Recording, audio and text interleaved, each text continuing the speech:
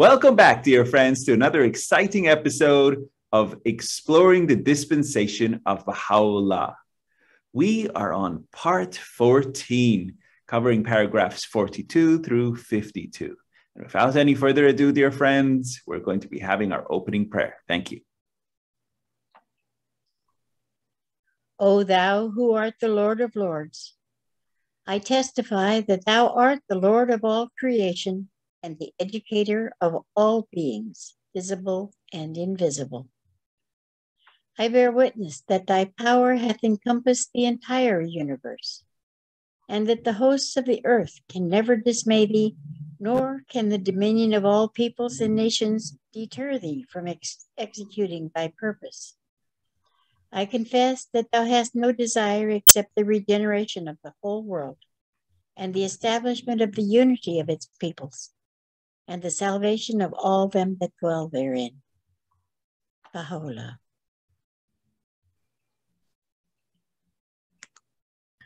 Beautiful, Miss Claudia. Thank you so much. All right, dear friends. First of all, it's always good to see you guys. So we're going to jump back into it. This is going to start my share screen. Here we go. Okay, so we are starting on paragraph 42. Okay, if you're like, Ehsan, what is paragraph 42? It's on page 114 of the World Order of Baha'u'llah. First of all, you have to have the World Order of Baha'u'llah. Okay, then it's on page 114 and it starts, nor does the Baha'i revelation. Okay, right there. Okay, so that's paragraph 42. That's where you are, where we are right now in our study.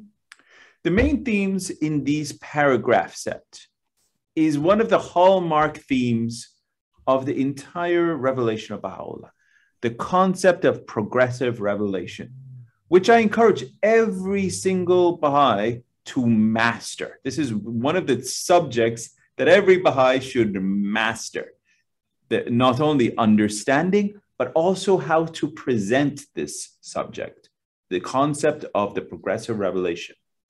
Okay, then another one is the unity and diversity of the manifestations of God, okay? As well as the greater covenant of Baha'u'llah. So these are the main themes that we're going to be covering in this paragraph set. And then this concludes the first part, okay? All the way up to paragraph 52. This concludes the first part of the dispensation of Baha'u'llah. Then, starting at paragraph 53 is the next part, okay? And that next part is the Bab, okay?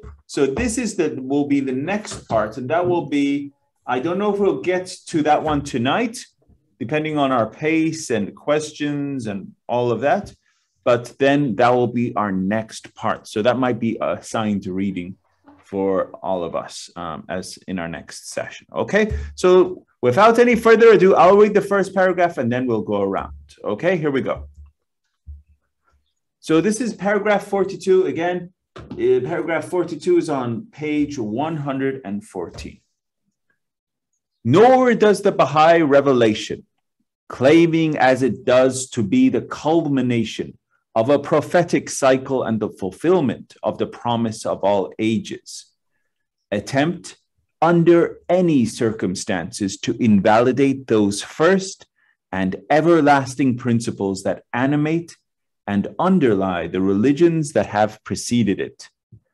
The God-given authority vested in each one of them, it admits and establishes as its firmest and ultimate basis.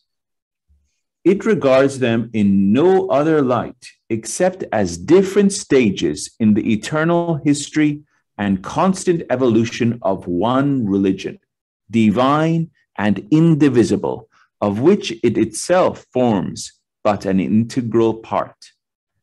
It neither seeks to obscure their divine origin nor to dwarf the admitted magnitude of their colossal achievements.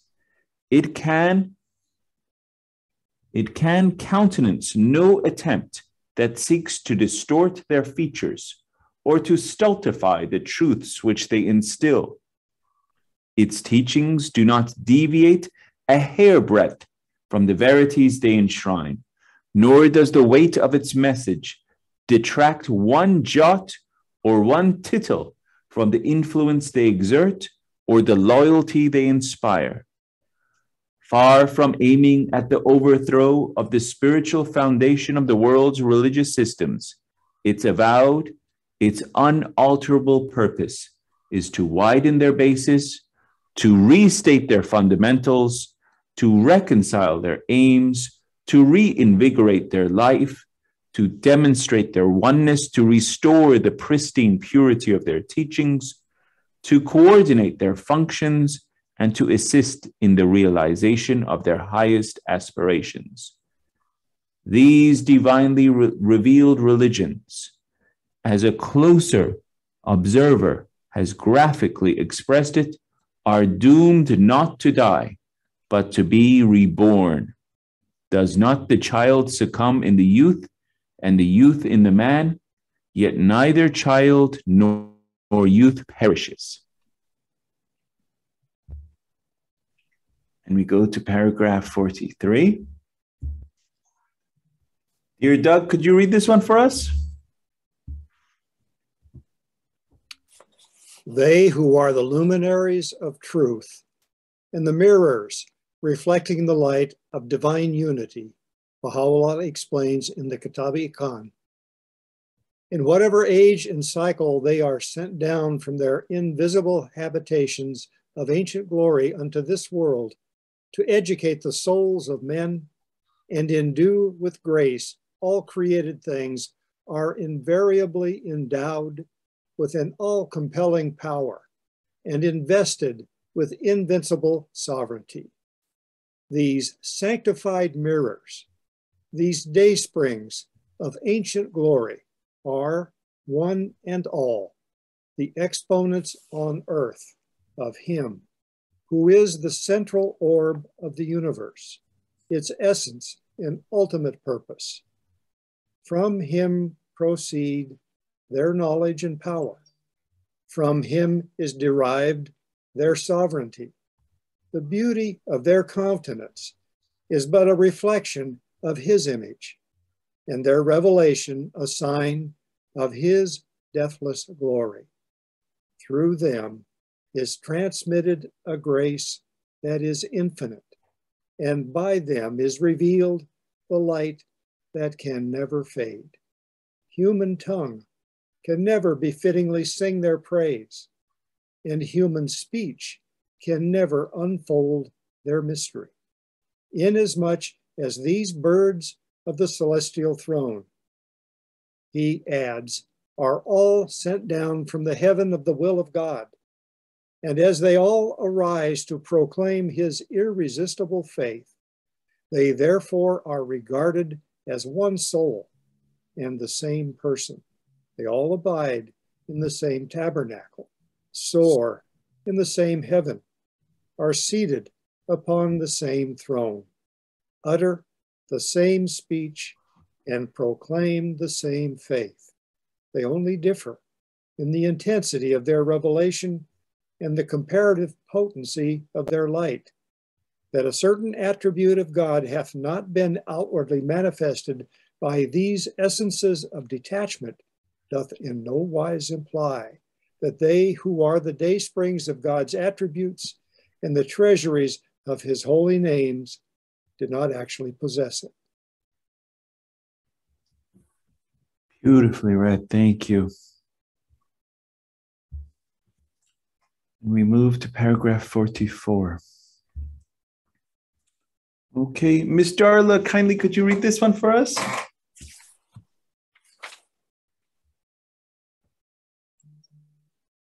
It should also be borne in mind that great as is the power manifested by this revelation, and however vast the range of this dispensation, its author has inaugurated.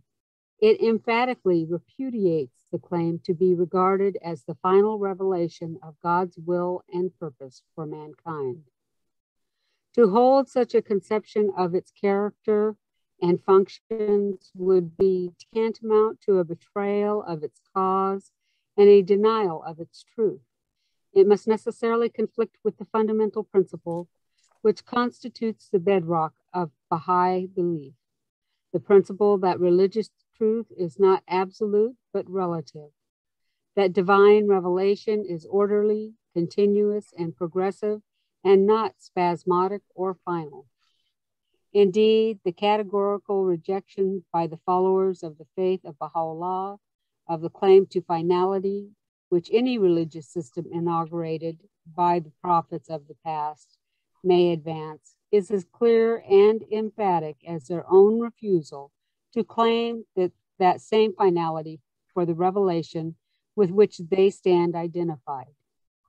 To believe that all revelation is ended, that the portals of divine mercy are closed, that from the day springs of eternal holiness no sun shall rise again, that the ocean of everlasting bounty is forever stilled, and that out of the tabernacle of ancient glory the messengers of God have ceased to be made manifest, must constitute in the eyes of every follower of the faith a grave and inexcusable departure from one of its most cherished and fundamental principles.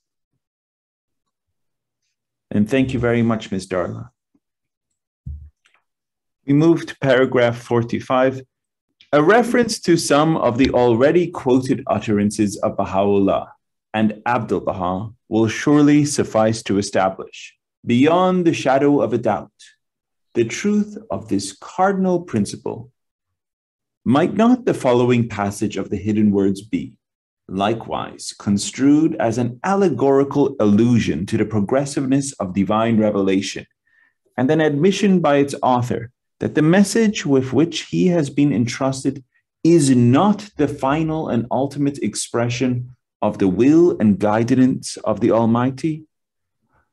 O Son of Justice, in the night season the beauty of the immortal being hath repaired from the emerald height of fidelity unto the Sadratul Muntaha, and wept with such a weeping that the concourse on high and the dwellers of the realms above wailed at his lamenting. Whereupon there was asked, why the wailing and weeping?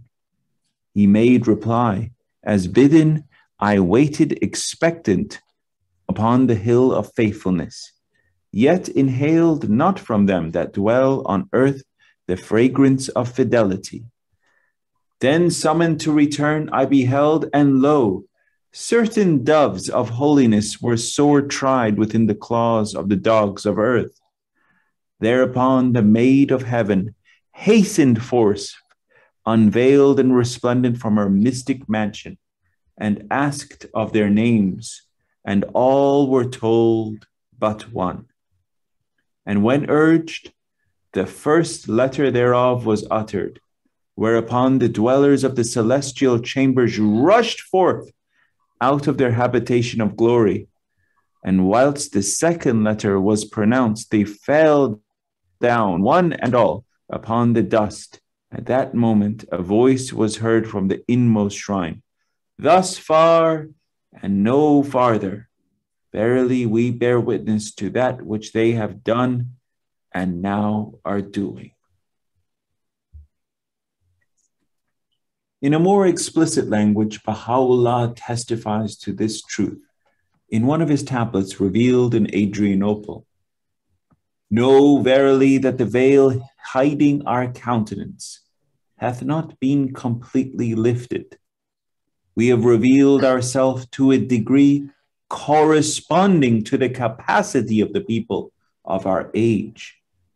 Should the ancient beauty be unveiled in the fullness of his glory, mortal eyes would be blinded by the dazzling intensity of his revelation. And in the Surah Sabr, revealed as far back as the year 1863, On the very first day of his arrival in the garden of Rezvan, he thus affirms, God hath sent down his messengers to succeed to Moses and Jesus, and he will continue to do so till the end that hath no end, so that his grace may from the heaven of divine bounty be continually vouchsafed to mankind. I am not apprehensive for my own self, Baha'u'llah still more explicitly declares. My fears are for him who will be sent down unto you after me, him who will be invested with great sovereignty and mighty dominion. And again he writes in the Surat al-Haykal, by those words which I have revealed, myself is not intended, but rather he who will come after me.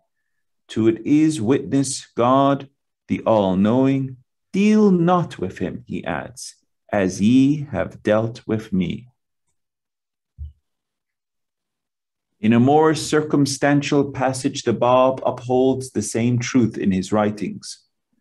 It is clear and evident, he writes in the Persian Bayan, that the object of all preceding dispensations hath been to pave the way for the advent of Muhammad, the Apostle of God. These, including the Muhammadan dispensation, have had, in their turn, as their objective the revelation proclaimed by the Qayyam. The purpose underlying this revelation, as well as those that preceded it, has, in like manner, been to announce the advent of the faith of him whom God will make manifest. And this faith, the faith of him whom God will make manifest, in its turn, together with all the revelations gone before it, have as their object the manifestation destined to succeed it. And the latter, no less than all the revelations preceding it, prepare the way for the revelation which is yet to follow. The process of the rise and setting of the Sun of Truth will thus indefinitely continue, a process that has had no beginning and will have no end. Know of a certainty, Baha'u'llah explains in this connection, that in every dispensation the light of divine revelation hath been vouchsafed to men in direct proportion to their spiritual capacity. Consider the sun, how feeble its rays the moment it appeareth above the horizon, how gradually its warmth and potency increase as it approacheth its zenith, enabling meanwhile all created things to adapt themselves to the growing intensity of its light. How steadily it declineth until it reacheth its setting point, were it all of a sudden to manifest the energies latent within it, it would no doubt cause injury to all created things. In like manner, if the Sun of Truth were suddenly to reveal, at the earliest stages of its manifestation, the full measure of the potencies which the providence of the Almighty hath bestowed upon it, the earth of human understanding would waste away and be consumed. For men's hearts would neither sustain the intensity of its revelation, nor be able to mirror forth the radiance of its light. Dismayed and overpowered, they would cease to exist.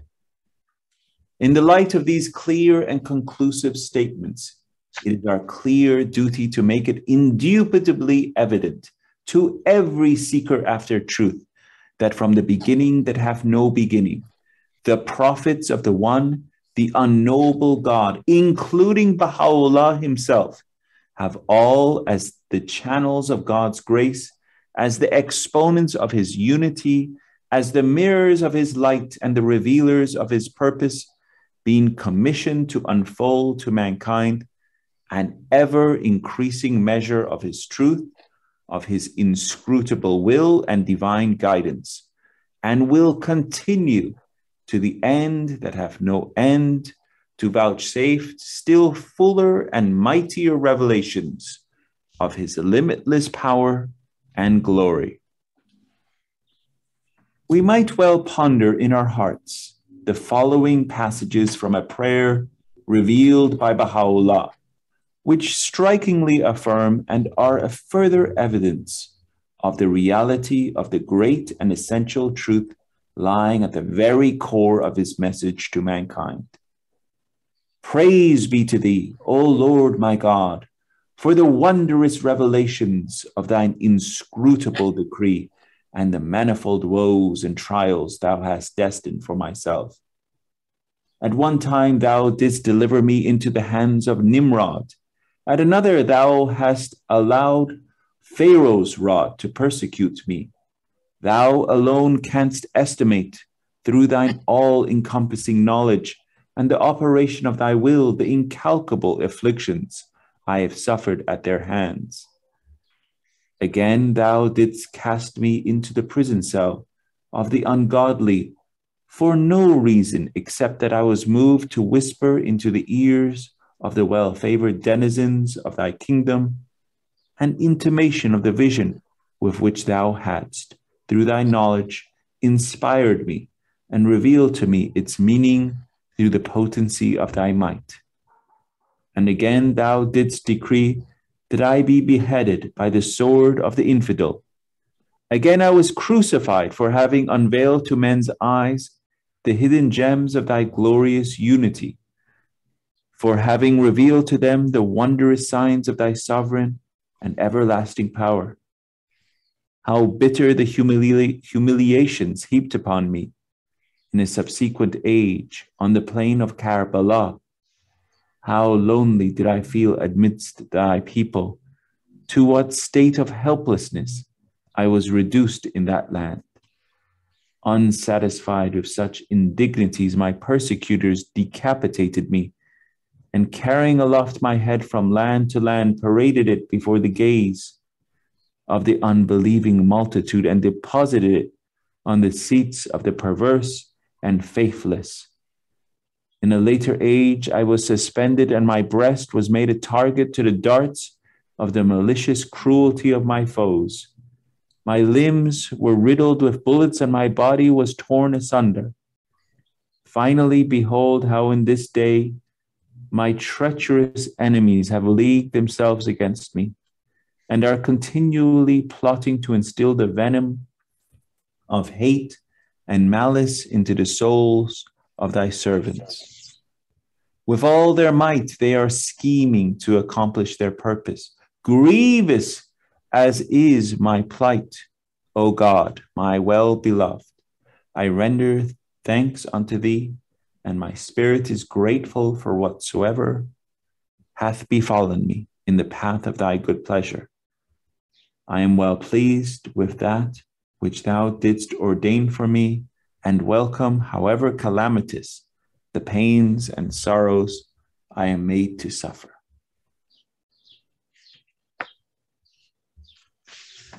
So there we are, dear friends. Paragraphs 42 through 52. All right. So, dear friends, I'm just going to give this brief synopsis that I always include at the end of each one of these paragraph sets. Introduction to paragraphs 42 through 52. This is the last, per se, paragraph set in this specific section. The beloved guardian is now explaining the unity of the Baha'i faith with all the previous divine revelations. And is highlighting how Baha'u'llah's revelation vindicates, meaning states that it's true, vindicates, proves, and confirms the spiritual principles taught by the former manifestations of God. And this paradigm is known in the Baha'i writings as progressive revelation and forms the core of the Baha'i philosophy. In addition, the beloved guardian cites some statements from Baha'u'llah on his greater covenant. Dear friends, if you learn and master this last pages 42 to 52 on the principle of progressive revelation, those statements from Kitab-i-Iran on the per se the station of the manifestations of God, They all abide on the same throne, utter the same speech, speak with the same tongue. If you mastered this principle of progressive revelation, the station of the manifestations of God in your normal speak, as they say, in your presentation, this will be greater for you than, per se, any presentation that you could presentation that you could come up with, because this is really what is at the very heart of what the Baha'i faith is the principle and fundamental principle of progressive revelation. The revelation of Baha'u'llah does not annul the religious truths revealed in previous revelations. The revelation of Baha'u'llah clarifies and enhances the principles of previous revelations and demonstrates their unity. The oneness of the manifestations of God is a reflection of the power, sovereignty, and glory of God. I just wanted to reread this line that was so cool.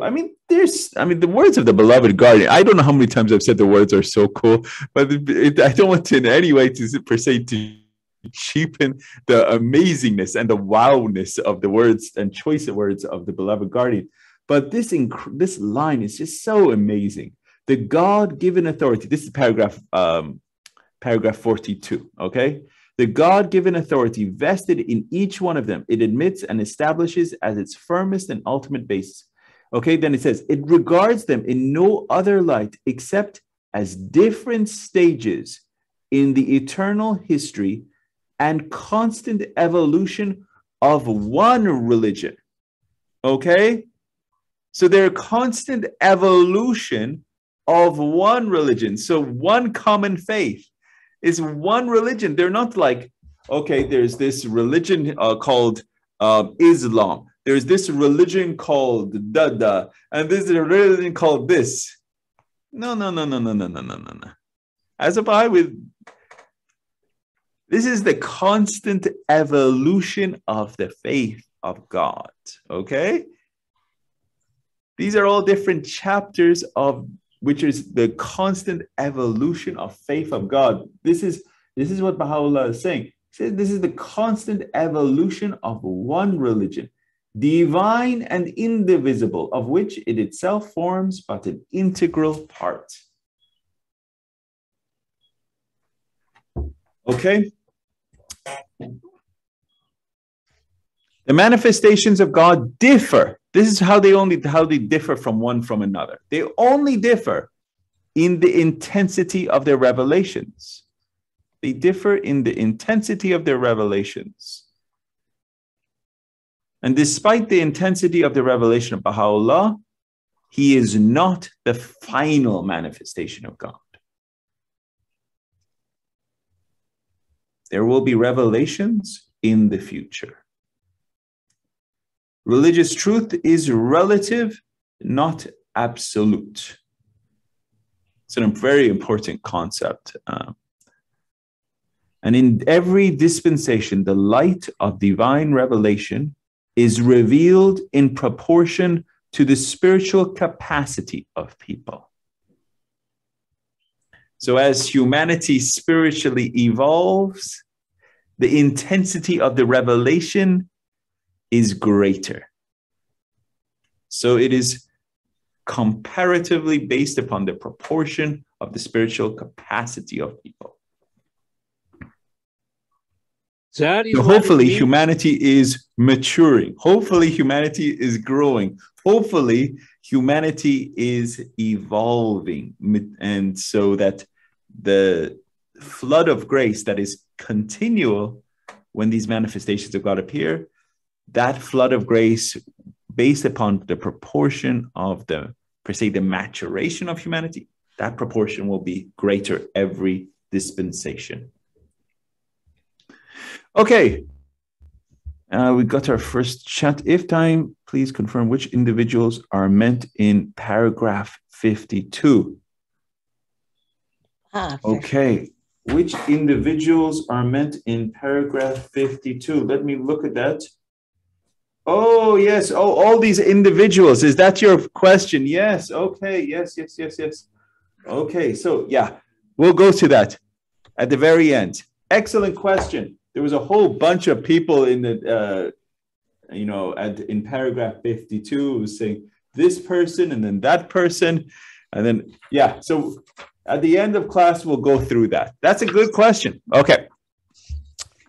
Okay. And I'll try my best. Okay, here we go. In paragraph 42, the Beloved Garden explains the unity between the Baha'i faith and previous dispensations, previous divine revelations, and highlights how the revelation of Baha'u'llah vindicates and confirms the spiritual principles taught by the former manifestations of God. And this paradigm, as we mentioned, is known in the Baha'i writings as progressive revelation and forms the very core of this Baha'i philosophy on religion.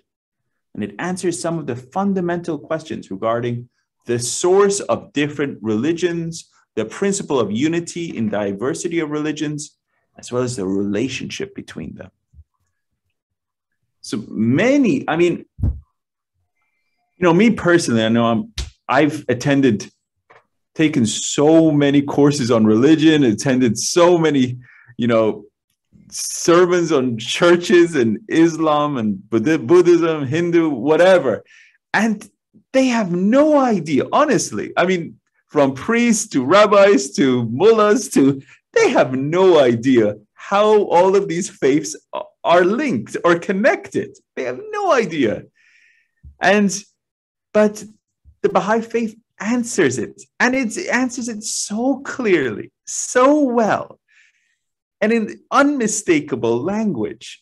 And so this is, per se, in my humble opinion, one of the greatest gifts Baha'u'llah has given us is showing where did all of this come from? And what is the purpose of all of this?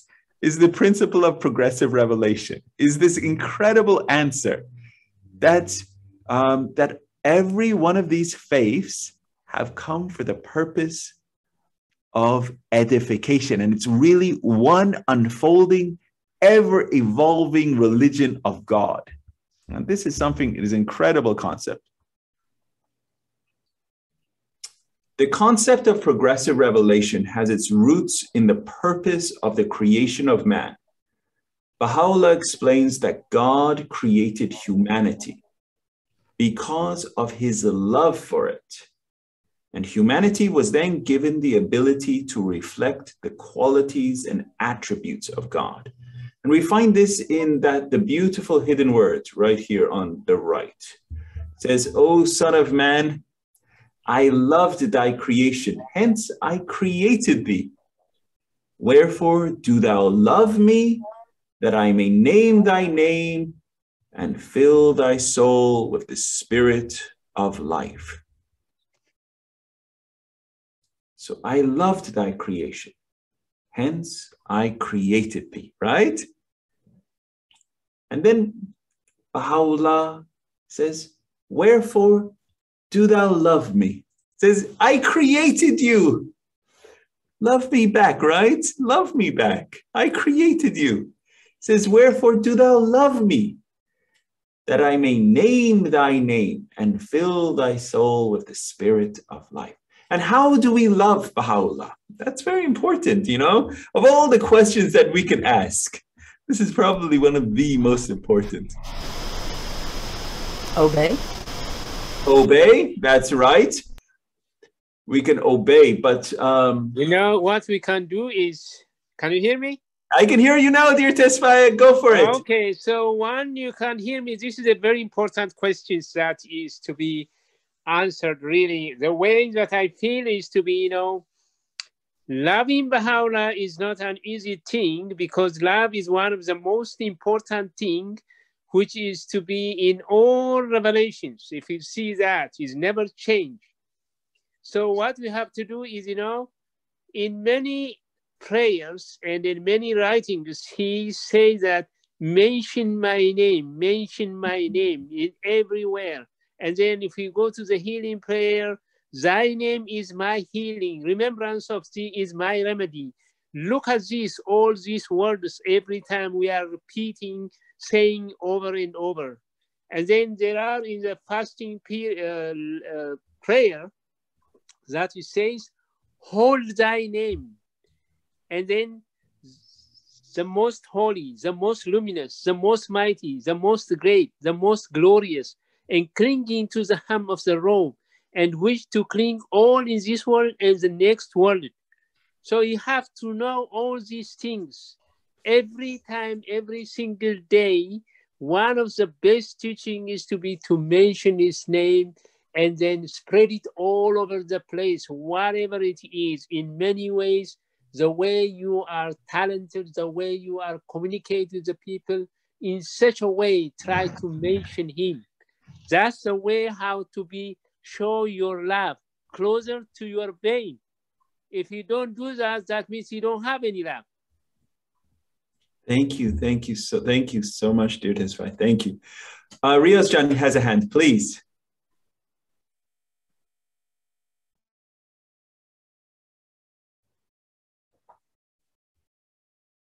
Yes, John? Did I lose you? You're muted, Riaz. Sorry. Yes, Oh. Thank you. Yeah, I was saying, thank you, Tesfaya. That was very good. The mentioning of the name of the names that you mentioned. However, I feel there's a step before that. Mm-hmm. Now, from a systems, let's say from a systems point of view, I feel there's a previous step that needs to be firmly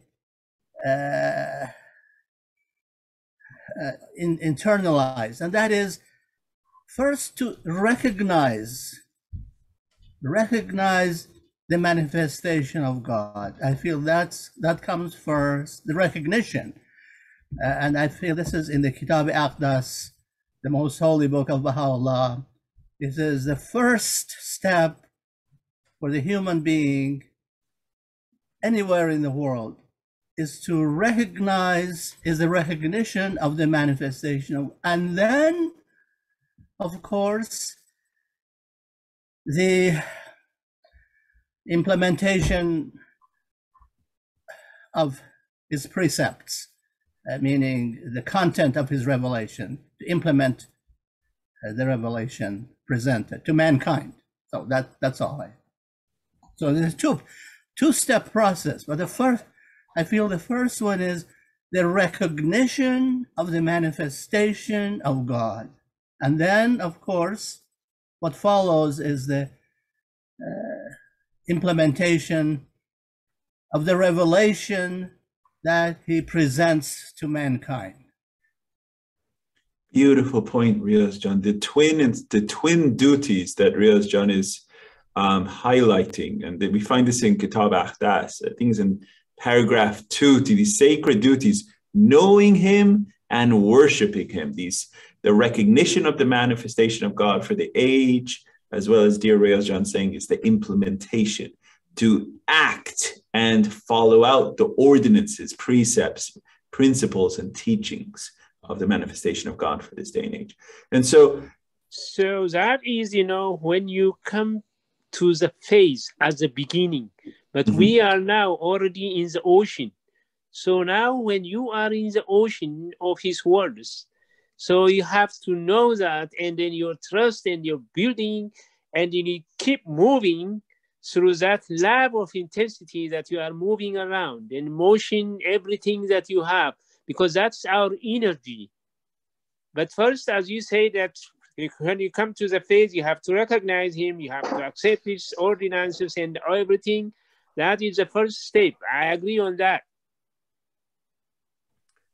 I want to touch on this just because this is a very, very, very, very important point. Okay, I know we have, to finish up this section, but recognition of him is not just like, oh yeah, Baha'u'llah is the manifestation of God for this day and age. I'm a Baha'i, I believe that. Okay, knowing him is to know him and worship him. Knowing doesn't mean just mere recognition, okay? There's so much more to it. That's a lifelong process, okay? To know him means to delve into the ocean of his precepts, okay? It's not just an intellectual exercise. It's an internal exercise to know him. It's to delve into his life, his teachings, his everything about him.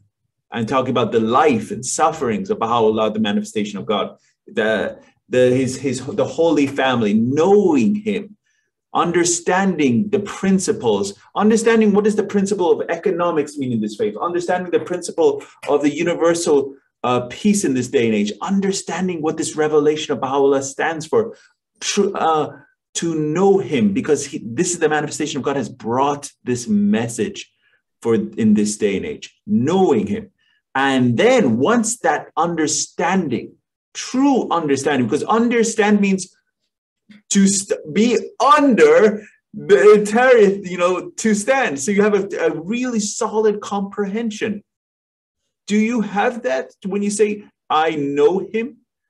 I don't think any one of us have that yet. And that's what we should be embarking on this journey to reach that level of knowing him and worshiping him. Okay? This is a lifelong journey. So it's not about mere recognition, saying, I'm a Baha'i, I know him, Baha'u'llah, I accept him. It's not about mere acceptance of the manifestation of God. It's about knowing him and worshiping him. And then the aspect of worship, it's not just, folding your arms and saying prayers or meditating or saying, worship is, again, a lifelong journey of as you, dear Tesfaye, said, it's a love relationship with your Lord. It truly is. And it cannot be better said. He said, when Baha'u'llah says in this hidden word, I loved you. I loved you. I created you, O people. I loved you. Then he says, he comes back and says, hey, come on, people. I created you. Why don't you love me back? Where's my love? Show me it, And he's saying, come on, I created you. He says, I love me back so then I can name thy name and fill thy soul with the spirit of life. He's saying, if you name my name, my name, meaning what? Proclaim his name, utter that speech, saying Baha'u'llah, saying, in this day and age, if you name his name, what you were created for, just like a cup is created for the purpose of filling and for the purpose of drinking, right? It's the purpose of a cup. Every one of us has a purpose. And our purpose in life is what the most great artist has created us for. The most great artist, Baha'u'llah, created us for his purpose, magnification of his name. Are we doing what he intended us to do? Right? He created us for that purpose, to magnify his name. And if we're not doing that, that is when our station is to be in a true Baha'i. Exactly, right? We were created for that purpose, to magnify his name. And if we're not doing that, there's even other hidden words. Our life is worth less than a firewood. We're not getting into that. But the reality is, our reality is for the purpose of magnifying Baha'u'llah. This is what our whole purpose is. And then how many times we've already gone through, whether it's an Advent to Divine Justice or in the Dispensation of Baha'u'llah, how many times, if you open your mouth and proclaim his name, the gift that Baha'u'llah will bestow upon you. And then how many times has Baha'u'llah, His Holiness Abdul Baha, said that legions after legions will come to your aid and assistance. Not for a moment are you left alone. So why wouldn't you open your mouth and proclaim his name? It's like, come on, people. You were created for this purpose. Do it, you know, right? So it's just like, come on. So anyway, those are some thoughts. Okay, moving on, dear friends. So this is the incredible concept of progressive revelation. Every human being has the duty in his or her lifetime to know God, to worship him, to develop God's given qualities and attributes in order to serve others and to assist in establishing the kingdom of God on earth. This is what our primary purpose in life is, to know God. And when we talk about God, I'm not talking about that unknowable essence, okay? That is far and above even the understanding of the manifestation of God. We've talked about that even in the past sessions.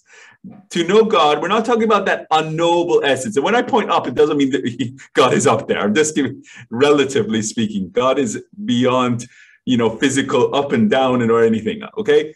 God is beyond the unknowable essence. So to know God, we're talking about God in that sense of the most great spirit that animates the manifestations of God. You follow? So to know Baha'u'llah, that's as close as we can get, okay? To have that relationship with Baha'u'llah, okay? And how do we have that relationship with Baha'u'llah? It's through his teachings, through his life, through his works, through the Holy Family, and learning and studying and understanding and getting closer and closer. And then also even through the loved ones of the faith, what they have done in their sacrifice in the name as a Baha'i. So this is as to know and understand the principles of what does it mean. And when you're talking about the principle that Baha'u'llah extols, say of courage, you look to what are the teachings and principles on courage. Then you look to the writings of Baha'u'llah on courage. Look to the writings of Baha'u'llah and Abdullah on courage, the beloved guardian, universal house of justice. Then you look to the life examples of them, how did they live it? Then you look to the Holy Family, look to the servants and sacrifice, the heroes and heroines of how they lived that principle, and you get ever closer in your comprehension of the principle of that Baha'u'llah has given. So this is how to know. When it says to know, because remember, Baha'u'llah is mirroring the titles. Remember, we talked about this in our past class, the titles and qualities and attributes of that unknowable essence. So all the names. So any one of these wonderful names that we've talked about, he is the healer, he is the all-powerful, he's the all-wise. These names and titles and attributes, if you want to have an understanding of what perfection is, look to those titles. Pop quiz, dear class. What is the one virtue that Baha'u'llah does not manifest and cannot manifest?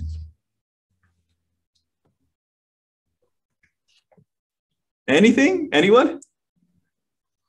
Say it again. What's your question? What is the one virtue that Baha'u'llah cannot manifest? Cannot manifest. Mm-hmm. Okay, so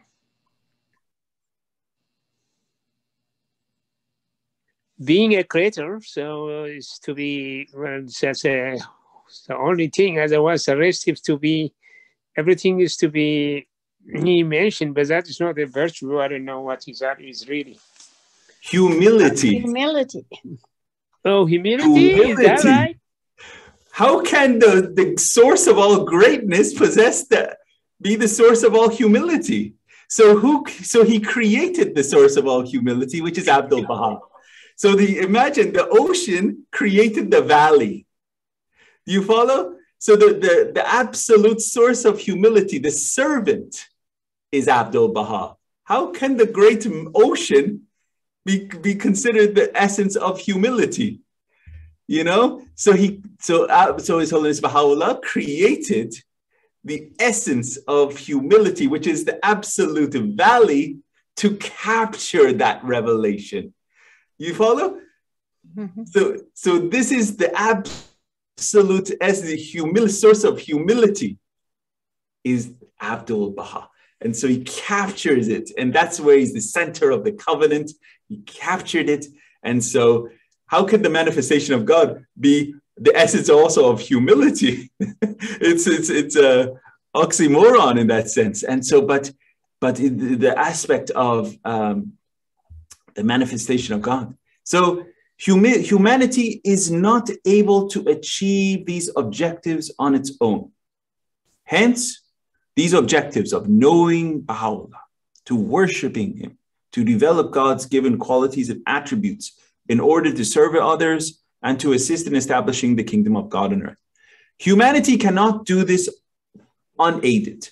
So God has progressively sent his manifestations to guide and assist humanity in this process.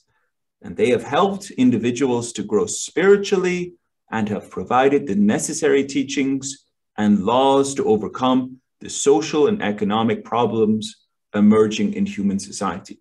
And as a result, humanity has collectively evolved and continues to grow from one stage of development to the next towards its eventual final destiny. So here on the right, this is a quote from His Holiness Baha'u'llah. It says, "The purpose of God in creating man hath been and will ever be to enable him to know his creator and to attain his presence. Whoso have recognized the dayspring of divine guidance and entered his holy court hath drawn nigh unto God and attained his presence, a presence which is the real paradise and of which the loftiest mansions of heaven are but a symbol." So here again, this is hitting directly on that point that Riaz John mentioned, is the recognition of the manifestation of God, right? The purpose of God in creating man hath been and will ever be to enable him to know his creator, know him. And it's that it's not just the mere aspect of, I'm a Baha'i, so, I accept Baha'u'llah. But it's so much more. And it's not just intellectual knowledge of, okay, I understand the principles and tenets of the faith, but it goes so much more. Go deeper, go much, much, much deeper. Understand the life, the teachings, the tenets, the principles, and then go far, far deeper. Always ask, delve into the whys, the hows, and the how can I individually, how does this relate to me as an individual? How does this concept in the Baha'i faith relate to me? And so in every way, for example, we're talking about the principle of economics in the Baha'i faith. Any principle, because every one of these principles has come from that divine source. So any one of these principles, if we say I'm a Baha'i, you accept it. It's in the totality of the faith.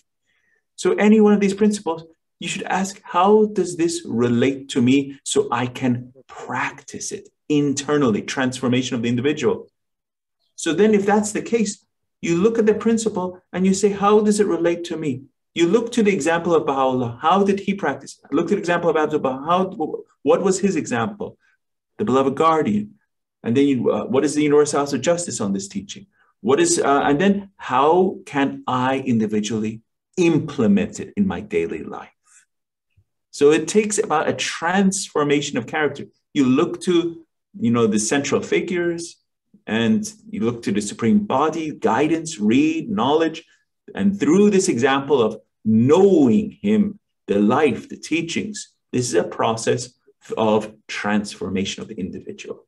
This is how to have a greater understanding than having a very shallow understanding of, recognition of him. No, I recognize Baha'u'llah. Yeah.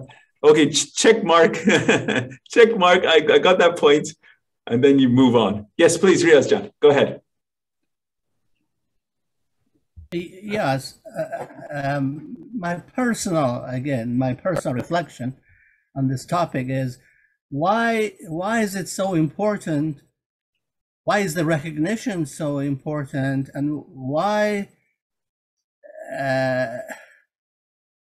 obey so closely the revelation? There's a pitfall that we as humans, we think that we have an intellect, and sometimes we go off into certain humanistic paths and say, oh, let's do good in economics, in social design, in social relations, and education.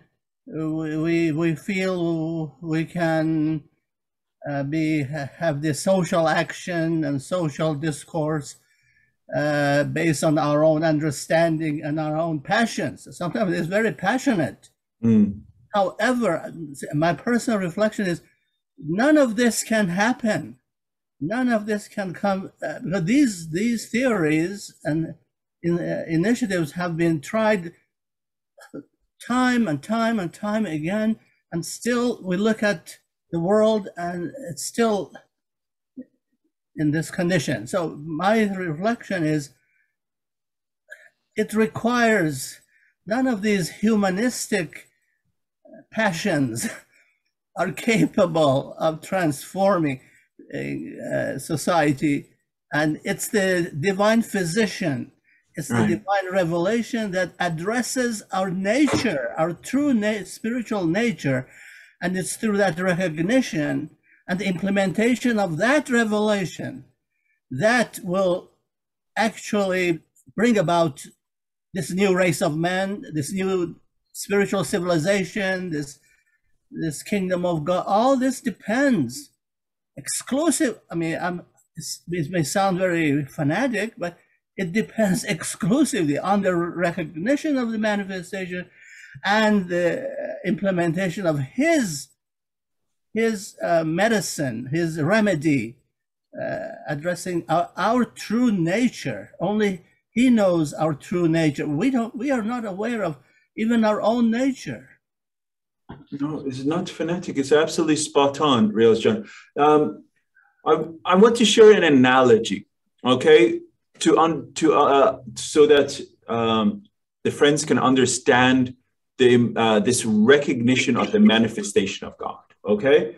The manifestation of God can be, okay, remember, this is an analogy. There's limitations in scope, and I'm not comparing manifestation, the greatness of the manifestation of God to material things. This is just for the purpose and sake of the analogy. Okay, say this is just a light bulb, okay? Just a light bulb, okay? This light bulb is representing the physical, corporeal, physical reality of the humans, whether it's Jesus Christ or Muhammad or Mirza Hussein Ali, okay? Just a light bulb. But what that electrical current that comes and animates this physical light bulb, that is the most great spirit, okay? That most great spirit is animating that light bulb, right? Okay, now, when that recognition to know him is so fundamentally important, it's not about knowing this light bulb, but it's to recognize the source of the electrical current. That's what we have to do. We have to understand and recognize the source of the electrical current in this day is Baha'u'llah. That is what our fundamental reality is. Because all per se, the other light bulbs, the electrical current is not animating those light bulbs in those prior dispensations. The electrical current has moved and to another light bulb. And in this light bulb, his given name was Mirza Hussein Ali. His title is Baha'u'llah. And the current has animated that light bulb. And so we should recognize that light bulb and have a full understanding of the source as well as the reality that it's all one. And so this is the, again, analogy, dear friends, but this principle of progressive revelation, recognition of the manifestation of God, as well as obedience to the tenets and principles, this worshiping of him. Because when you say worship him, it means it's not just mere prayer or meditation or fasting or, you know, prayer for departure or any aspect of the prayers. It's and in most of the time, dear friends, it's actually outside of the prayers. Okay, think about, we might be, say, praying. Okay, think about how much prayers you actually do out of a day. It might be 10 minutes, 20 minutes, 30 minutes, or if you have a prayer meeting, it might be an hour or whatever. Then out of that day, even if you're awake 12 hours or 13 hours a day, you're doing other things, right? You're not praying, but you should be living the life. And that's part of worshiping him. Remember, we should be living the life.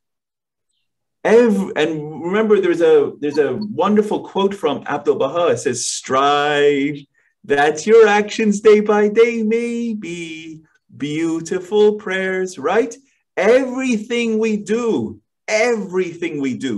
should be as a prayer, a gift to Baha'u'llah. Not just when we're folding our arms and chanting some beautiful prayer. That's not the only one he should be seeing or hearing. It should be anytime we're talking to our husband or spouse, or if we're in business, that should be a symbol and of our purity, our honesty, anything we do, right? It should be a sign of our character. Or in our moments of privacy, how we are acting should be still a symbol of we are Baha'is. So this is all aspects of worshiping him, not just when we are praying or in a devotional meeting. Okay? That's just, I wanted to share. Absolutely, Riaz John. Excellent points. But I just wanted to highlight, the importance of recognition of him as well as worshiping him. These are two intricate, intertied, fundamental principles. That's why Baha'u'llah puts it as his twin duties in the second paragraph of Kitab Aqdas. It's so fundamental to what it means to be a Baha'i, is these principles of recognition of him and worshiping him. It's right there also in the short obligatory prayer. I bear witness, oh my God, that thou hast created me to do what? To know thee and to worship thee. It's right there in the short obligatory prayer. So this is what it means to be a Baha'i.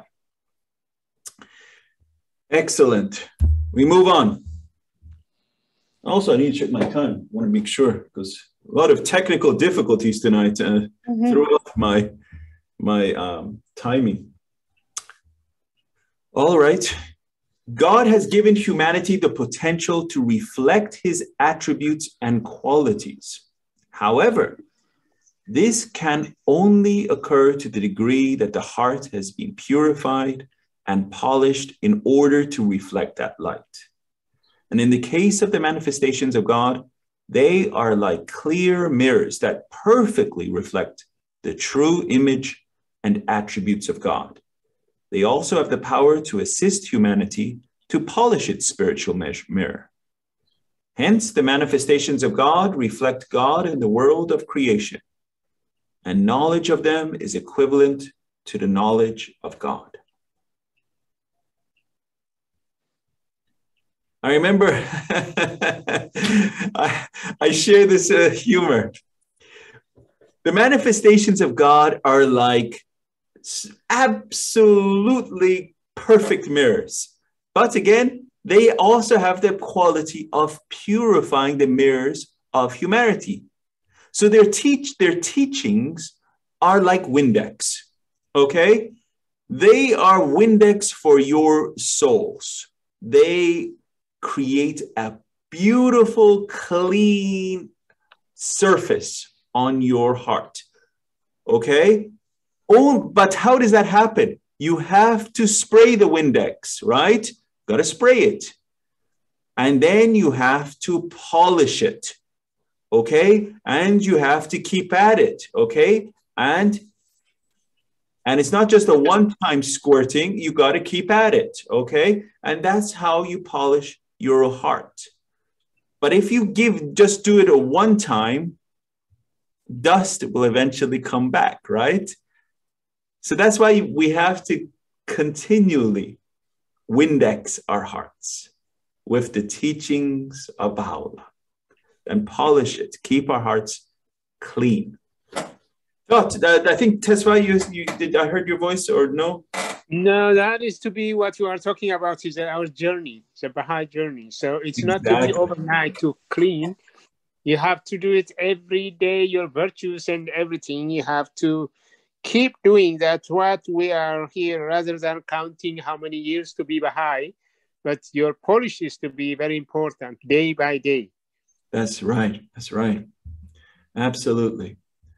And it's as I mentioned and also obviously in the Advent of Divine Justice, together we studied that, and it's not just about, saying your prayers, which however important, obviously, our recitation of prayers and meditation on the writings, fasting, all of these so important. But it's also in how and you live as an individual, what choices you are making and implementing and doing. And you should also, what thoughts you're bringing forth to your mind. And this is about training of the mind, training of the heart. And how do you do this? The more that you are immersed in the ocean of Baha'u'llah's ocean, the more that you're in there, the thoughts per se will be more Windexed, okay? See, remember one of the qualities, when we were studying Advent of Divine Justice, one of the qualities of a chaste and holy life is clean-mindedness. Okay, there was purity, there was temperance, right? There was, the 5 qualities of a chaste and holy life. One of them is called clean-mindedness. They're like, wow, how can you get a clean mind? How do you do that, right? But you get a clean mind by focusing your energies, your time, your mental capacities on this ocean of understanding. The more that you're there, your mind will not be drifted into, per se, the wastes of oblivion, that just anything and everything else that is of no and utter value. But if your mind will be clean and unsullied, your mind will be pure. So this is to, constantly Windexing your mind with this ocean. So the heart, your inner ear, your inner eye, your inner heart will be pure. These are just, and it's not just about purity from, for example, the, carnal desires that we, get mentioned in the chaste and holy life section. It's not just on that, but it's also on keeping your holy life part. It's not just on the chastity aspect, but it's also on the holy life, living a holy life. So these are things I just wanted to bring to your mind, when I was thinking about this transformation of a character and reflecting God's image in our life. Okay, moving on. You'll see often I tie things from Advent because, we studied that quite in detail together. And so these are things that I'll often bring together. But jumping back to progressive revelation, dear friends, this is a concept that I encourage you to study, study, and study, and practice. This is something also I want you, as my dear class, and every one of you guys that at home or when you're watching these courses on YouTube, and if you get inspired and think about what does it mean to be a Baha'i. A Baha'i is one that doesn't just passively accept this revelation of Baha'u'llah. There are no couch potatoes Baha'is. There's no such thing as a couch potato Baha'i. A Baha'i is one that after the recognition of the manifestation of God in this day and age, they take it upon themselves to internalize this revelation. And then through a constant transformation of his inner life and external conditions, through this transformation, will literally leap with ecstasy and joy to proclaim the manifestation of God in this day and age. Proclaim him and say, this is the founder. His name is Baha'u'llah. This is the transformation. What does it mean to be a Baha'i? A Baha'i is one that is a lover. A Baha'i is one that is a lover. If you are not a lover, then what are you? Think about it. Identity. It is not just a name on a card. A Baha'i is a lover. That is what it means to be a Baha'i. And then we should all evaluate, how much do I genuinely love Baha'u'llah? And then every day create a stronger and more sincere love relationship with your Lord. And then think about this question. Does Baha'u'llah know that you love him? Or is it a one-way street, as they say? And how does he know that you love him? We go back. You get a test. We make mention of him. We make mention of him. That's how he knows, right? Wherefore do thou love me, that I may name thy name. That's the test. It's a literal test right there. You make mention of me, he will know you. You don't make mention of me, how will he know? That's the test. It's a literal test. You can say, I love you, God. I love you, Baha'u'llah. I say prayers every night for you. I look after my family. How much are you also trying in your everyday efforts to proclaim his name? In whatever capacity you may live. For example, one of my dear friends lives in an elderly folks home, right? Elderly folks home, whatever, retirement village, whatever. Wonderful Baha'i. And so this wonderful Baha'i lady, and she says, I'm 80 years old, or 70 something, getting about 80 years old. And she says, Ehsan, I'm at the end of my road, as they say. I'm at the end of my road, and I've lived a good life, and I just found the name of Baha'u'llah. She just become a Baha'i, right? And I said, okay, that's wonderful. But now that you've recognized Baha'u'llah, recognition of him, as our dear Riaz Jan said, is now you've sourced the electricity, as they say. Now your duty in this day and age is to proclaim it. Even if you're old, it doesn't matter. This is your duty born into this world. So she said, Ehsan, I am going to. And so she went and told every worker in that retirement village, anyone that comes to her, every nurse, every worker, and that's what it's about. You don't know. It's just, this is anyone that you cross, you don't know. That's about sprinklings, right?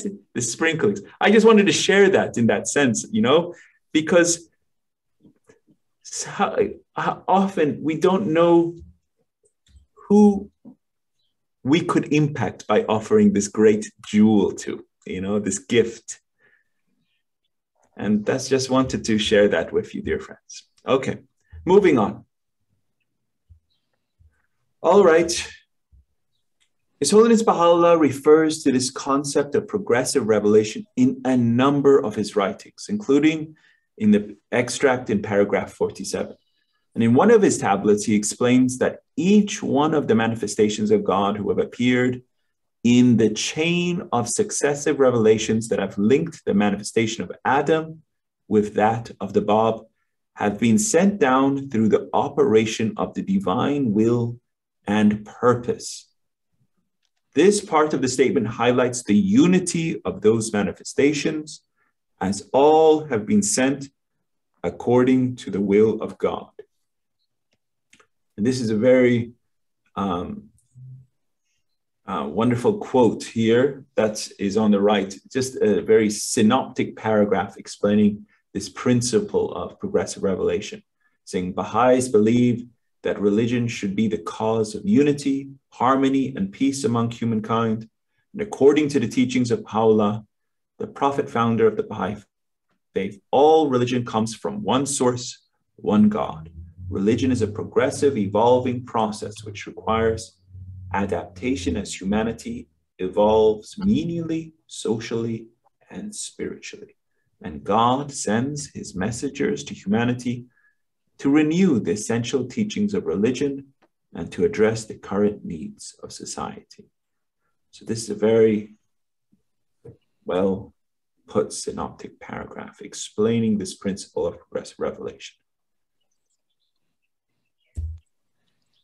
So carrying on this fundamental theme of progressive revelation, and as you all recall, one of the reasons that the beloved guardian wrote this pivotal letter, the Dispensation of Baha'u'llah, is to bring about certain fundamental verities, right? And this is one of the fundamental verities of the Baha'i faith, is the concept of progressive revelation. Okay? And verity means truth. So this is one of the fundamental truths of what the Baha'i faith stands for. Baha'u'llah then continues this tablet by expanding on the distinguishing characteristics of the revelation brought forth by each of the manifestations of God. He states that each one of those manifestations of God has been the bearer of a specific message. So every manifestation of God has brought a specific message, and they all have been entrusted with a divinely revealed book, commissioned to unravel the mysteries of a mighty tablet, and foreordained with a revelation with certain measure of intensity. So this is the manifestations of God. They all have brought a very specific message. They all have come with a divinely revealed book, and they have unraveled mysteries of a mighty tablet, and each one of their revelations have a certain intensity. So this is how they also, this is the commonalities.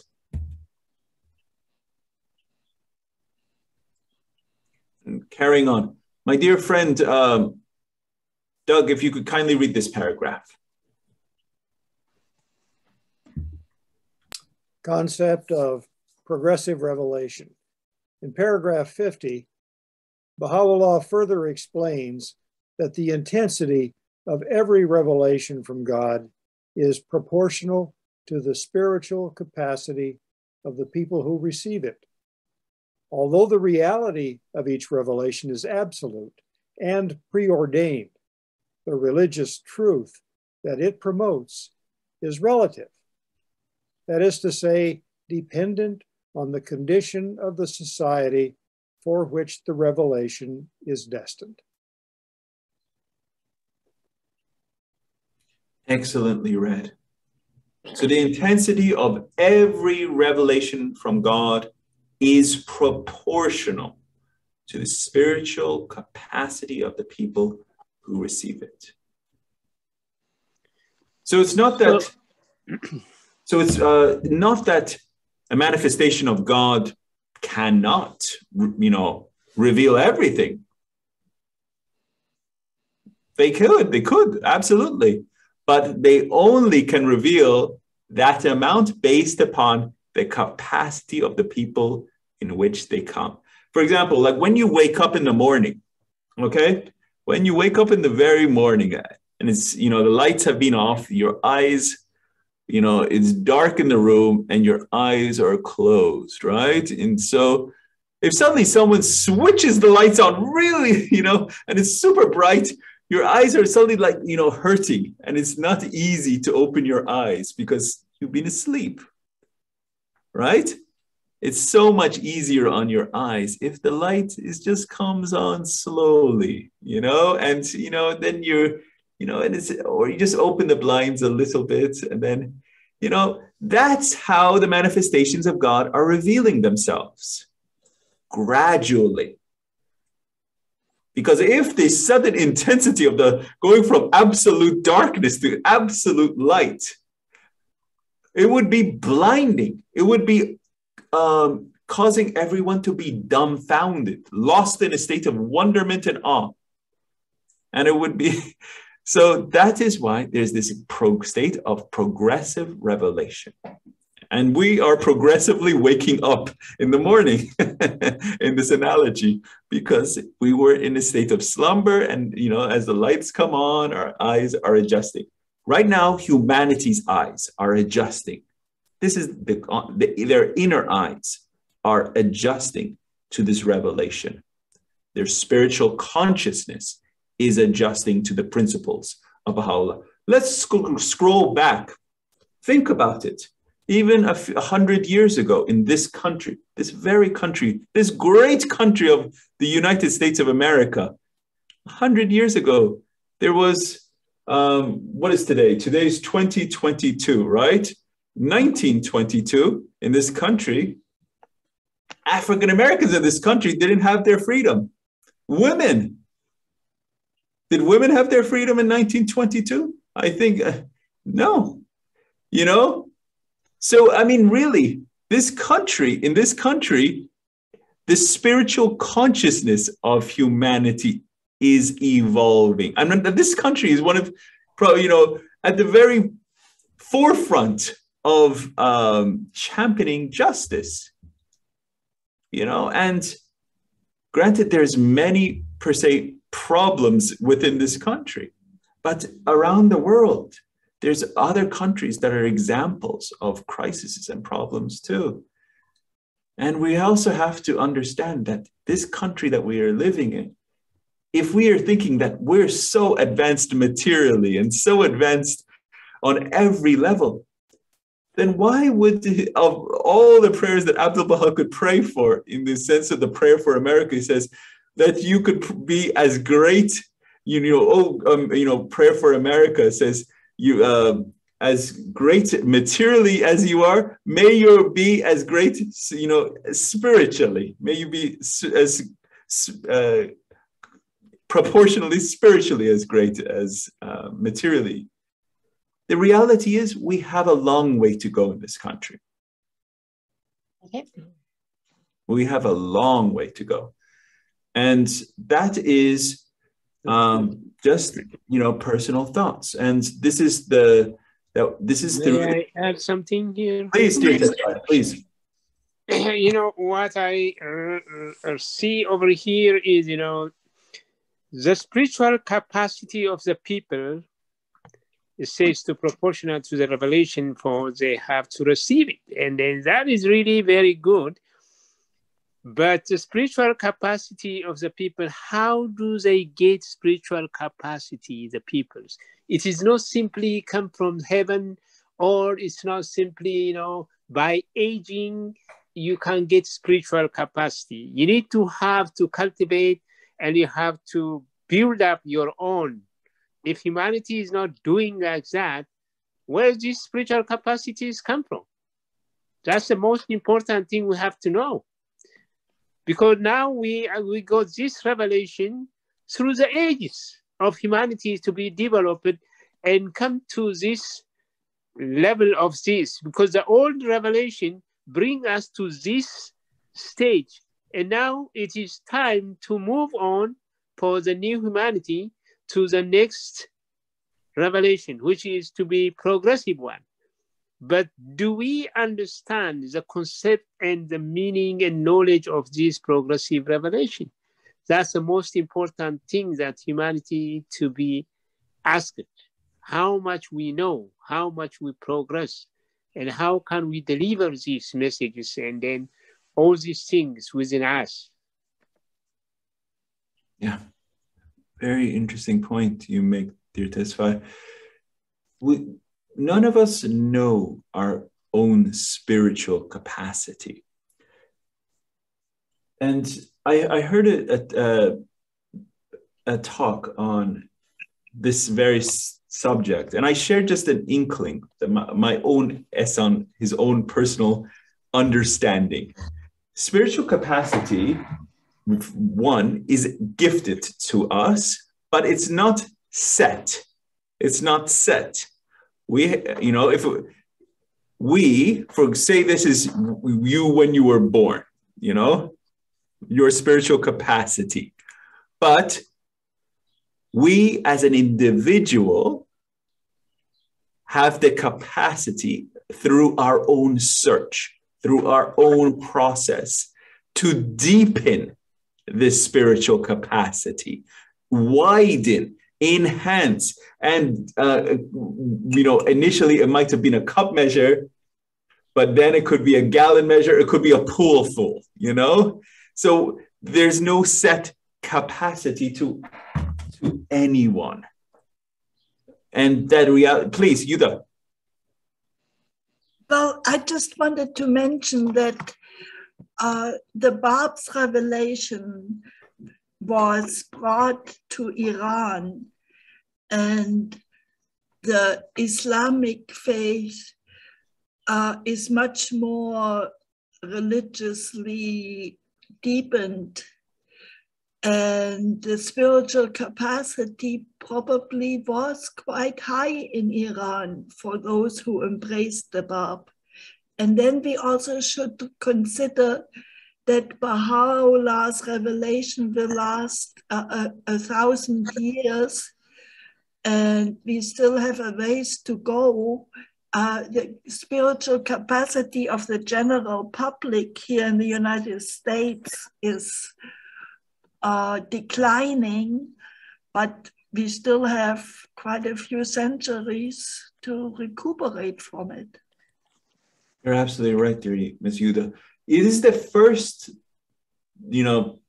revelation where independent individuals went and discovered the manifestation of God, namely the Blessed Bab, So it shows the spiritual capacity of the time that, in prior dispensations, the manifestation of God had to proclaim himself. My name is Jesus Christ. This is my message. And so then, he had to, per se, prove his points or my name is Muhammad, I have to prove it. But in the time of the Blessed Bab, individuals, even before he had proclaimed himself, searched and sought out him. They had prepared themselves. And you could read about that in the Dawnbreakers. They prepared themselves. They had purified their hearts and characters. So when they went out on this search, they discovered him independently. And this is, dear friends, this is about that purifying that we talked about that this is this whole aspect of purifying and polishing our hearts. Go read Dawnbreakers. It's incredible. Read about Qudus, how he recognized the Blessed Bab. Do you know how he recognized the Blessed Bab? He recognized the Blessed Bab by how he walked. The word is, I know the Blessed Bab means gate, G-A-T-E, but he recognized the Blessed Bab also by his gate, G-A-I-T, okay? Gate also is same pronunciation, but it means the manner in which he walked. He walked like a prince, the Blessed Bab did. So he immediately recognized nobility in how the Blessed Bab walked. and that there was something unique in the station of the Blessed Bab. And so it was all his sudden recognition of how the Blessed Bab walked. His heart suddenly saw that and was like a magnet attracted to the majesty of the Blessed Bab. Now look at that, dear friends. That's purity, okay? And that's about the transformation of the heart. That is, I just wanted to share that insight. But yeah, this is about training of the heart. Anyway, I got a few more slides. We're getting close to the end of our class tonight. But as a reminder, dear friends, the next two classes, one is the most great celebration coming up of Rezvan. So that is April 20th. And then April 27th is a 19-day feast. So that also will be no class. But just wanted to share that also. If I forget to say it But in paragraph 46, there's this beautiful statement from Baha'u'llah. This is highlighting the fact that the energy latent in a revelation from God is also released gradually and progressively. An example is the divinely purposed delay in the revelation of the Kitab Aqdas and the implementation of its laws and ordinances. Baha'u'llah states in one of his tablets, for a number of years, petitions reached the Most Holy Presence from various lands, begging for the laws of God. But we held back the pen ere the appointed time had come. This is elucidated further in the notes section of the Kitab Aqdas. Not until 20 years from the birth of his prophetic mission in the Siyah of Tehran had elapsed, did Baha'u'llah reveal the Kitab Aqdas, the repository of the laws of his dispensation. Even after its revelation, the Aqdas was withheld by him for some time before it was sent to the friends in Persia. This divinely purposed delay in the revelation of the basic laws of God for this age and the subsequent gradual implementation of their provisions illustrate the principle of progressive revelation, which applies even within the ministry of each prophet. So even within the dispensation itself, there is a gradual unfoldment. And this is an example within the Kitab Aqdas, the revelation of the Kitab Aqdas. This is another teaching of Baha'u'llah, closely related to the principle of progressive revelation, is the oneness of the manifestations of God. And Baha'u'llah describes the meaning of this concept in two statements in paragraph 43. And carrying on, just so that we get closer to getting all of our extracts in, the extract cited from Baha'u'llah in paragraph 52 is a prayer in which Baha'u'llah describes his sufferings in previous dispensations, thus further affirming the essential unity of the sons of truth. And in a letter written on his behalf, the beloved guardian explains that the names of the prophets with whom Baha'u'llah identifies himself in this tablet are you ready, my dear Mary? These are the paragraph 52. Yes. Yeah. Abraham, Moses, Joseph, John the Baptist, Imam Hussein, and on whom Baha'u'llah has conferred an exceptionally exalted station, as well as the Blessed Bab. So this, you can find this in a letter from the beloved guardian here. So these are Would you repeat the names in order?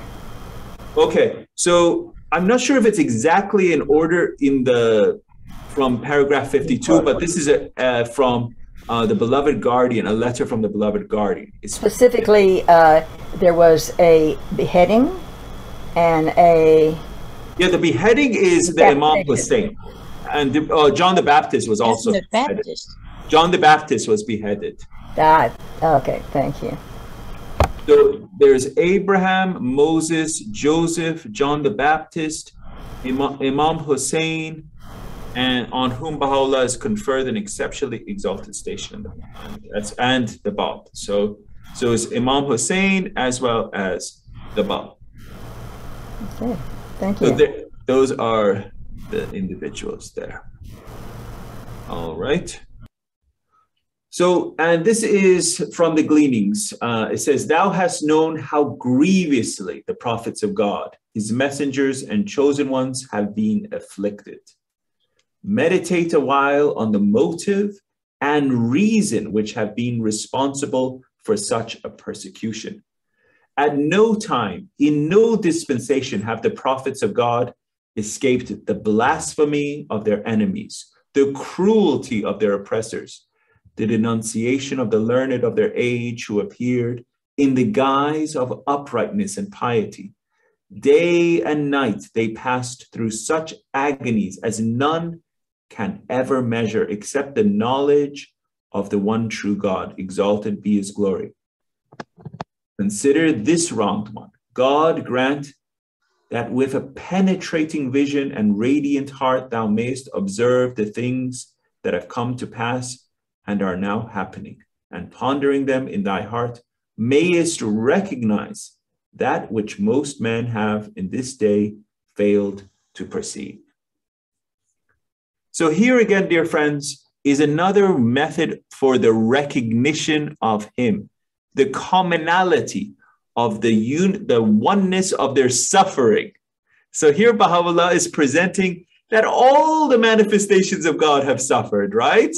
He presents it in, this is from the gleanings. He says, all the manifestations, all the messengers of God, all the prophets of God have been afflicted. He says, meditate, O people, meditate a while on the motive, the reason why they have been persecuted. He says, at no time, in no dispensation, have the prophets of God escaped blasphemy from their enemies, cruelty, denunciation. So he says, meditate upon this, dear friends, and then consider this wronged one. Who's this wronged one? Baha'u'llah, the wronged one of the world. He says, look now, reflect on me, Baha'u'llah, and he's saying, God grant that with a penetrating vision and radiant heart.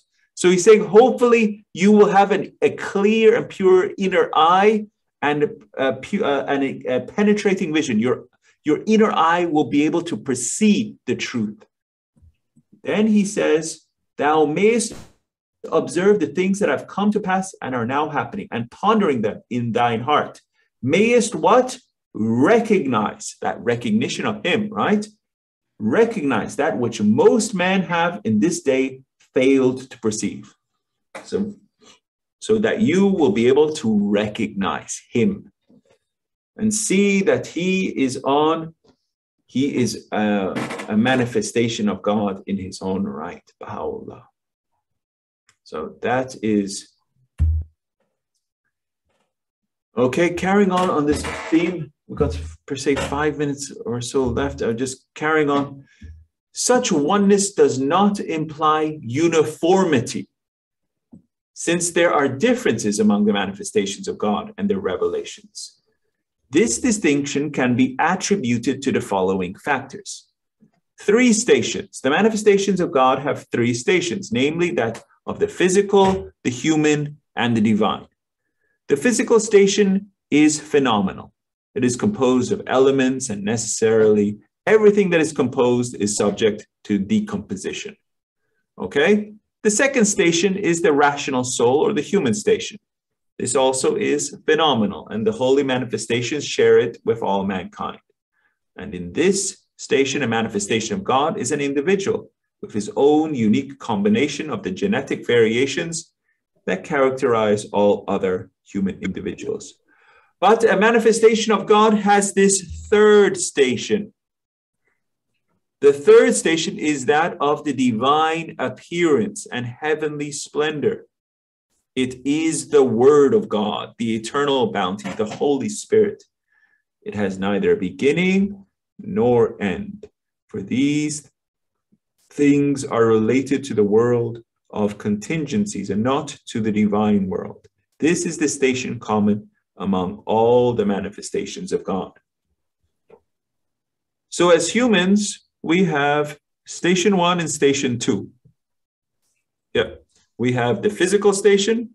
We all are compositions of elements and matter, and eventually we will all decompose. We also have a second station, which is our rational soul, our human station, which is our intellect, and we have this faculty. But the uniqueness of a manifestation of God is that they also have this third station. They have this divine essence animating them. And so this is how they are the mouthpiece of God. They are the mouthpiece of God. They are the word of God. So this is where it says has neither beginning nor end. May I have a question for you? Please, dear testify. Go ahead. Yeah, but this is a very hard question. I don't know, but just don't hate me by asking you this question, because it's very beyond. You know, according to the third stations of this manifestation of God, and then Baha'u'lláh mentioned in his holy writings that say that days is a messenger of joy. So that means when we are leaving this world to the next world, are we to be getting that Holy Spirit, or maybe get this third station when we are to be in the next world? No, Yeah? not at all. Not at all. No. Because we are in higher stage. No, not at all. We will never, ever, categorically, ever reach that third station. Okay? That is beyond every one of us. Okay? The ringstone symbol. Yeah. We should remember the ringstone symbol. Exactly. The ringstone symbol. That ringstone symbol, that symbol is a reminder, dear testifier. And I will send you the meaning of the ringstone symbol. Abu Qasim Faizi gives a very clear explanation of the Esma Azam, the most great name, the ringstone symbol. Can we all have it? Could we all get that? I will send it to the whole class. Absolutely. It's a wonderful explanation. That on the first level, Lahut, which is the God in essence, the unknowable essence, Lahut. Yeah. And then in the middle station, the realm of Jabarut, the realm of the manifestations of God. Okay? And then at the bottom, Nasut, us. We're nothing. We're the dust. We're humanity. We're of the materiality. And so we are at, per se, that lower level. Okay? And what connects us? So there's Lahut, Jabarut, and then Nasut. Okay? So the manifestations of God and the humanity. Okay? And then what connects us all is that most great spirit. That most great spirit is that connection between all of us. And then there's the stars on each side.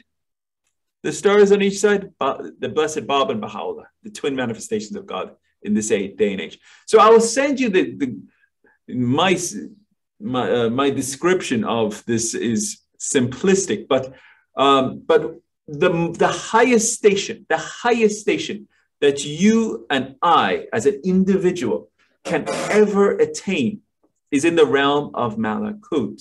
Okay, and I sent you a compilation on the worlds of God that was done. I don't know if, dear friends, if in our class, if you got to look at it, it was an attachment, and it's an incredible compilation. And in the few weeks that you have, as they say, off, I encourage you to go through it. But it's very insightful and many wonderful quotes in there. And in the realm of Malakut, okay, that is where your soul is residing right now. It's the kingdom of lights, okay? Your soul does not reside in this physical world, okay? I share this funny anecdote. In the year 1500s, okay, a great doctor was studying death, and there was a patient on the deathbed, and he was trying to figure out this thing because the church had said there was a thing called the soul. So he was measuring the weight of a person at the exact point of death. And if that person, the weight suddenly changed, he would say, oh, the soul has left the body. Okay? So he had the person on a scale. So if the person, the weight changed, he would say, oh, the soul has left the body, so there is such a thing as a soul. But if the weight did not change, he would say, to go to the church and say, there's no such thing as a soul, right? So he wrote a long thesis after he disproved that there was no such thing as a soul because the weight did not shift when that person died. It stayed exactly what it was. So he wrote a thesis, per se, saying there was no such thing as a soul. But as we all know, the soul does not reside as a physical reality. It's not in this world, the physical world. It resides, which is Nasut, this physical world. It resides in the realm of Malakut. There is a connection, a link. We read about the words from Baha'u'llah. There is a link between that world and our physical reality, and that happens at the moment of conception. Our soul has a connection to our physical reality. And as we progress through this physical world, our soul matures, depending on choices and paths that we take in this world, okay? And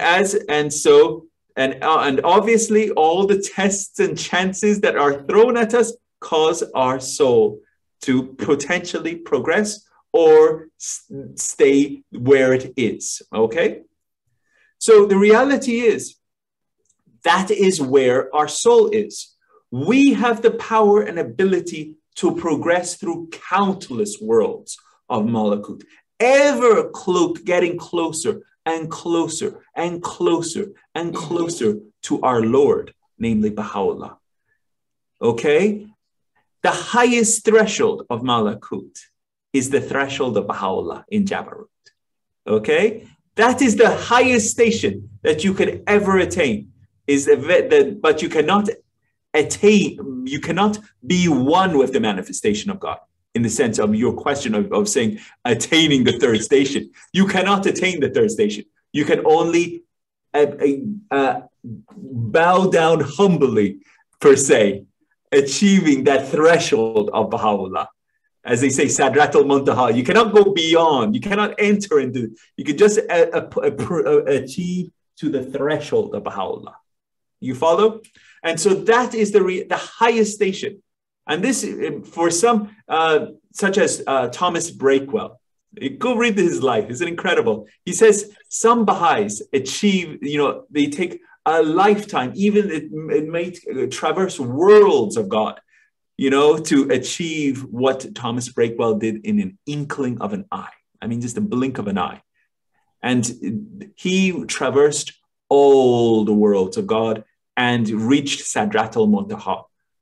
And so he is a unique station that he reached that threshold of being with his Lord. So this is something that, I just wanted to share that. How would you know that he reached that level? It's in the writings. It's in the writings. You could go read his life, and Abdul Baha says that. So yeah. Okay. So yeah. Okay. Abdul Baha states that, and so so that is. But as far as this station is unique for the manifestations of God, humanity can never ever achieve that station. That is a station for the manifestations of God. Okay. Any other question, Riaz John? Did you wanted to say anything? Yes. Something that I was told is the concept of nearness. I mean, all we are taught, what we are talking about are degrees of nearness. Exactly. Nearness to God, nearness to the manifestation of, and the countless worlds of, but ever degrees of nearness. This nearness is mentioned in the writings many, many times. So it encapsulates very well this concept of spiritual transformation. But it's easy to remember. Nearness, degrees of nearness. Yeah, it's a very awesome point you made, Riaz John. For example, there's such an awesome analogy. I know we're at the very tail end of our class. It's past 9 o'clock. But this is such an important and pivotal point that Riaz John mentioned, this concept of nearness. For example, the mineral, the rock, is a world in itself, the mineral. And then there's the plant. The plant is a realm in itself. The animal is a realm in itself. And humanity is a realm in itself, okay? The different realms, okay? Let's look at the different realms. For example, if I look at the plant, we don't have to worry about the minerals, okay?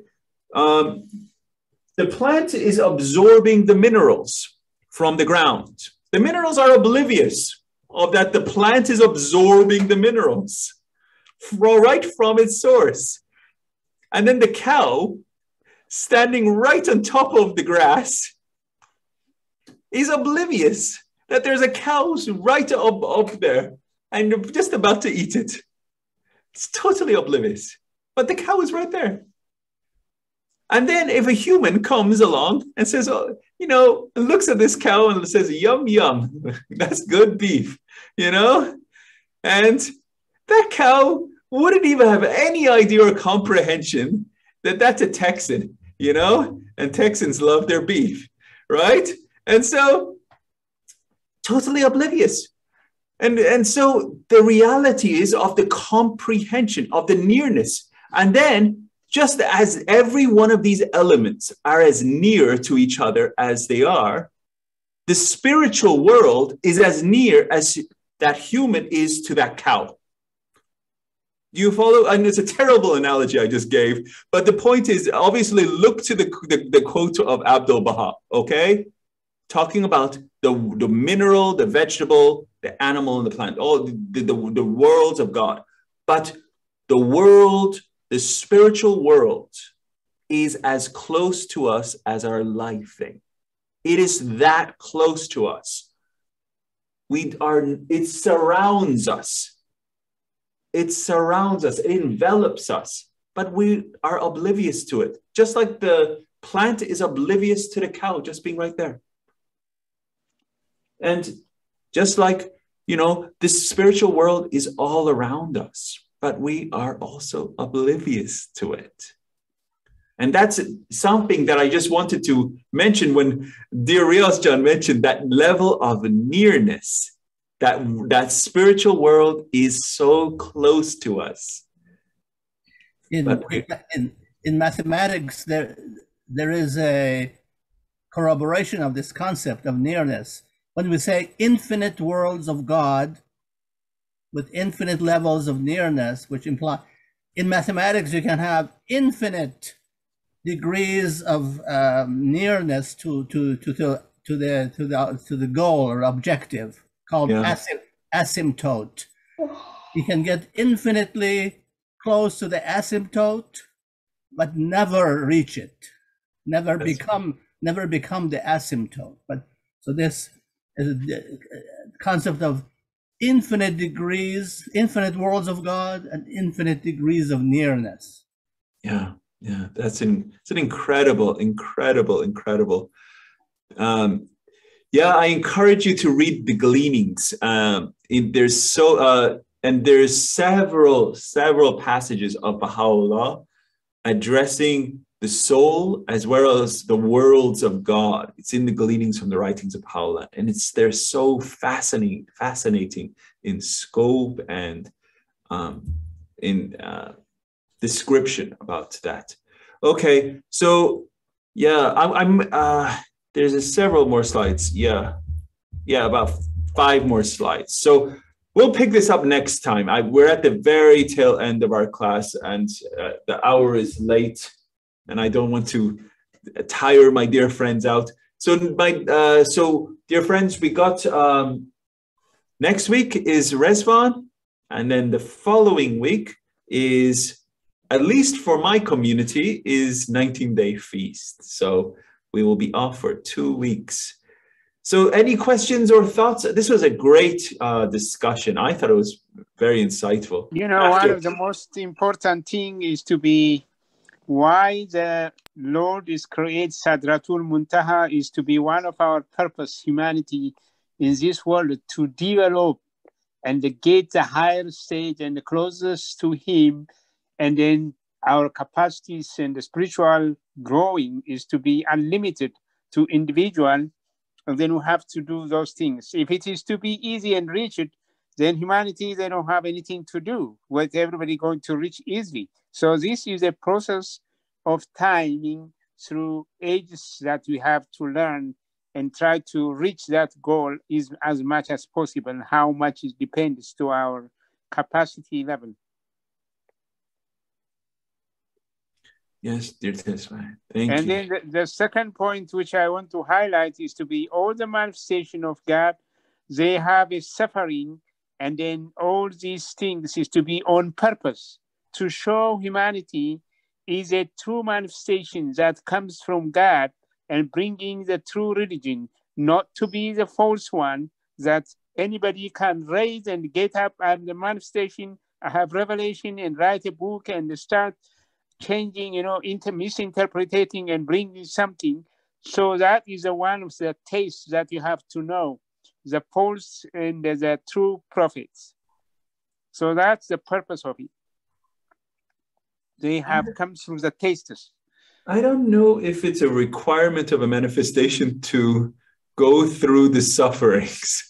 Because it is written in the Bible, what's called Jesus Christ say, watch all the times the false prophet that coming like with a good words and then try to mislead you. So that is a way how you have to taste the true manifestation of God that come from God, because in the first time it is very hard. I'm aware of that, dear Tesfaya, but I think it's based also on the capacity of the peoples in which they come. So it's not a requirement per se that the manifestation of God has to suffer. Okay? They have an ability to get rid of it, but they just want it. Like if you see the Bab, he went first and then it's not time to kill him. He showed his power and then later on, now do your work. And then later on, he died. Yeah. So they have the power to stop it. But they want it. The manifestation of God, of course, has the power to stop it, but that's not what they do, but it's not a requirement that they have to suffer. It's that they come at the time of the spiritual low. They come during the winter time to bring the spring. So when they come is the ebb. And so that's more often than not, they will suffer because it is a spiritual winter at that point. And so they have to, per se, bring in this, they have to, create a new grounds. They have to, sow the new harvest. And they have to, per se, plow the fields, and uproot all the outworn ideas and ideologies and shake it all up, as they say. And that's how spring comes about. It's a big change, transformation. And that's why often the manifestation of God suffers because of that. That's why in that quote from Baha'u'llah, he says, I fear for not myself, but for the one that will come after me. This is Baha'u'llah. And even though we think about the wonderful quote from, that this is a day that shall not be followed by night, right? But this is Baha'u'llah speaking. He's saying, I fear for the one that will come after me. it makes you think, hopefully in 1,000 years, even under the protection of Baha'u'llah and the Universal House of Justice, you know, the infallible institution, hopefully the Baha'is themselves will be of maturity to recognize the manifestation of God in that point in time and not be so narrow that when that manifestation of God, because it says at least 1,000 years, maybe longer, right? So that when that manifestation of God appears, that they will not be so blinded when that manifestation of God appears, that they will turn away from him or her, you know? And so in that point in time. So that we can see it from the next word, you and I. Yes, that's right. And so in this world, we're going to have our closing prayer, my dear friends. And it's been an absolute pleasure. Thank you, my dear. Okay, but I just wanted to share some of those interesting thoughts. So who would like to share a closing prayer? Let me do it for you. So maybe a small one. Oh, thank you, dear Tesfai. And thank you, every one of you. As always, it's a pleasure being with you tonight. All right. Very short one. So make me ready in all circumstances, O my Lord, to serve thee and to set myself toward the adored sanctuary of thy revelation and of thy beauty. If it be thy pleasure, make me to grow as a tender herb in the meadows of thy grace, that the gentle winds of thy will may stir me up and bend me in conformity with thy pleasure, in such wise that my movement and my stillness may be wholly directed by thee. Bahá'u'lláh.